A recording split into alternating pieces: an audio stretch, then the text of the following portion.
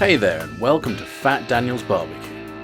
As you can see, I've got rather a good crop of rhubarb in the garden, so I was wondering what to do with it. There's only so much rhubarb crumble you can eat, and, well, I just thought that maybe the sharp, sweet tanginess of rhubarb could replace something else that has a similar sharp sweetness, like apple. So I thought, why not pair it with some pork chops? So I visited my local butcher and got him to cut me a couple of thick pork chops, and these really are monsters. We'll start off by slicing 3 or 4 sticks of rhubarb. How many you'll need will be dependent on how large your stalks of rhubarb are. With the rhubarb sliced, it's time to season up our pork chops. I'm going to start with some sea salt and apply that to the skin or rind of the chop, which has been nicely scored for me by my butcher. Don't be afraid to be quite generous here. Salting the rind well will give you a wonderful and delicious crackling.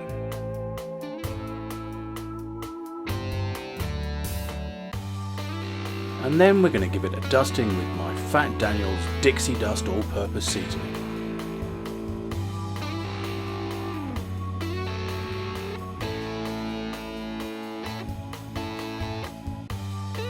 Oh yeah, this is where the magic happens.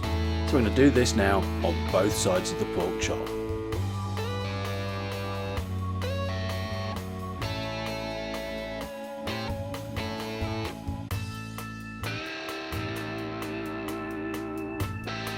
And with the chops all seasoned up, we're just going to put a layer of sliced rhubarb over the top of each chop.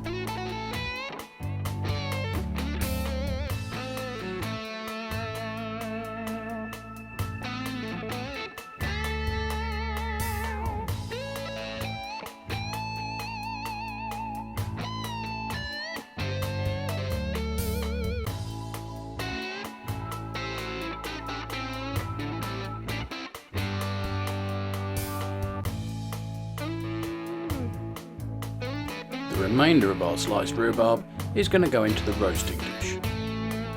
Spread it out nice and evenly, and then put the grill back on top. We're going to transfer the chops onto that grill.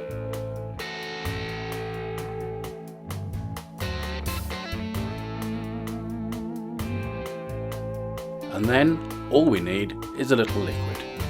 I'm going to use some homemade rhubarb cider. But you don't have to make your own, there are commercially available alternatives. If you'd rather not use rhubarb cider, regular dry cider will do just as well. You can even use water if you don't cook with alcohol. It's all good.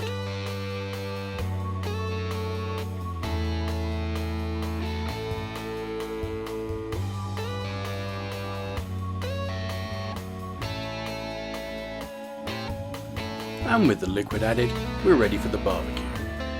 Cook these at 200 to 230 degrees C using the indirect cooking method. They'll take about 30 to 45 minutes depending on how thick your chops are.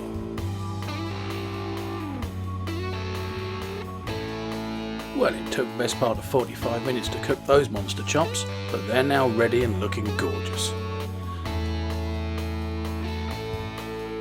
So let's take the cooking juices and all the rhubarb and strain them into a jar.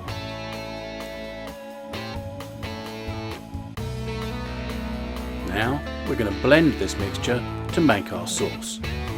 If you don't have a stick blender, then any sort of liquidizer or food presser should do the job for you without any problems. So with the sauce made, we're ready to serve. I'm serving my chops today with boiled potatoes, some asparagus and some sprouting broccoli. Oh, just look at the crackling on that. And a nice, generous helping of the sauce that we made earlier.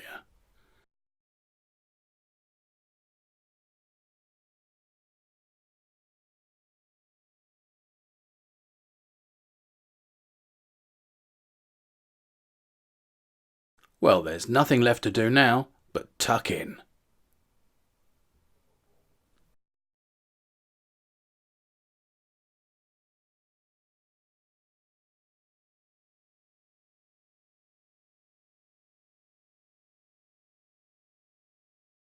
Oh yeah, now that's good. Definitely gets the Fat Daniel's seal of approval. Well, cheers. I'm going to go and enjoy my pork chop dinner now. I hope if you make this recipe that you'll enjoy it just as much. See you next time at fatdaniels.co.uk. Good food, good times. Fat Daniels.